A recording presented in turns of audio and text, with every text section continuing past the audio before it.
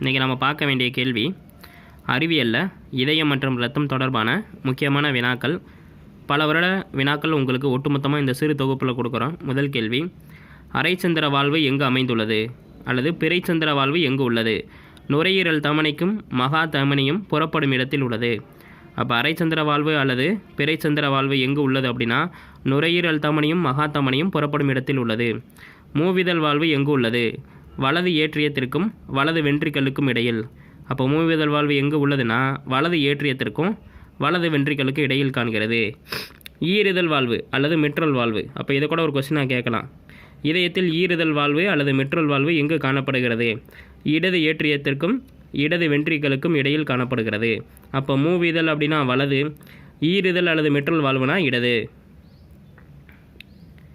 இதயத்தில் தமனி சிரைகளை விட முக்கியத்துவம் வாய்ந்தவை எவை? தந்துதிகள். இதயத்தில் தமனி மற்றும் சிரைகளை விட முக்கியத்துவம் வாய்ந்தவை எவை? தந்துதிகள். இது ரொம்ப முக்கியம் இந்த கேள்வி எல்லாமே.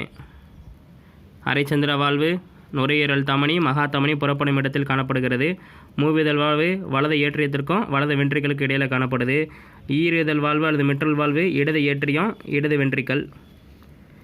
இதயத்தில் தமனி சிரைகளோட முக்கியத்துவம் வாய்ந்தது தந்துதிகள்.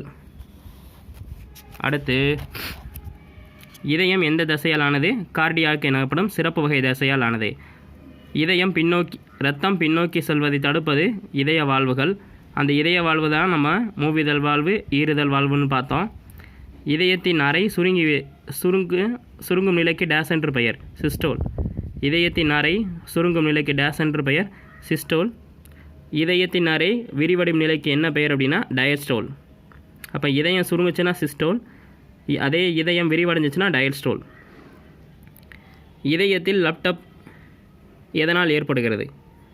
வென்ட்ரிக்கல் சுருக்கத்தின் போது லப் என்ற ஒலியும் வென்ட்ரிக்கல் விரிவடையும் போது டப் என்ற ஒலியும் ஏற்படுகிறது.